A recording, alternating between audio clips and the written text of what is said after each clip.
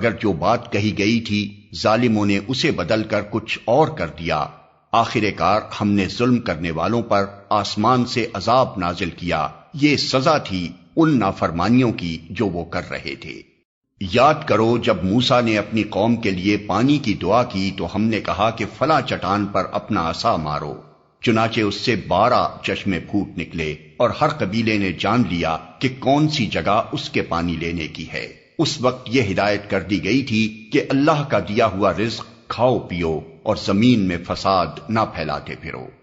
یاد کرو جب تم نے کہا تھا کہ اے موسیٰ ہم ایک ہی طرح کے کھانے پر صبر نہیں کر سکتے، اپنے رب سے دعا کرو کہ ہمارے لیے زمین کی پیداوار، ساگ، ترکاری، کھیرا، ککڑی، گیہوں، لہسن، پیاز، دال وغیرہ پیدا کرے۔ تو موسیٰ نے کہا کیا ایک بہتر چیز کی بجائے تم ادنا درجے کی چیزیں لینا چاہتے ہو؟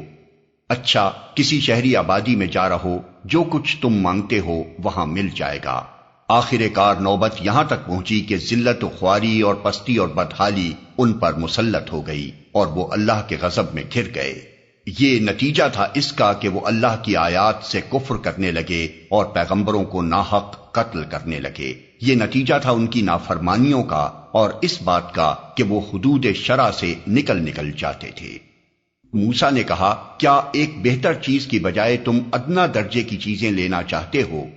یقین جانو کہ نبی عربی کو ماننے والے ہوں یا یہودی، عیسائی ہوں یا صوابی، جو بھی اللہ اور روز آخر پر ایمان لائے گا اور نیک عمل کرے گا، اس کا اجر اس کے رب کے پاس ہے اور اس کے لیے کسی خوف اور رنج کا موقع نہیں ہے۔ یاد کرو وہ وقت جب ہم نے طور کو تم پر اٹھا کر تم سے پختہ عہد لیا تھا اور کہا تھا کہ جو کتاب ہم تمہیں دے رہے ہیں اسے مضبوطی کے ساتھ تھامنا اور جو احکام و ہدایات اس میں درج ہیں انہیں یاد رکھنا۔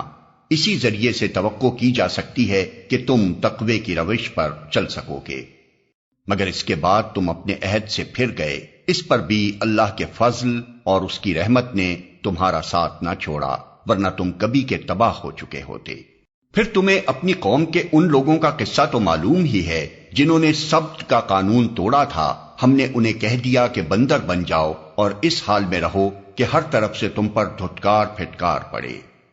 پھر تمہیں اپنی قوم کے ان لوگوں کا قصہ تو معلوم ہی ہے جنہوں نے سبت کا قانون توڑا تھا۔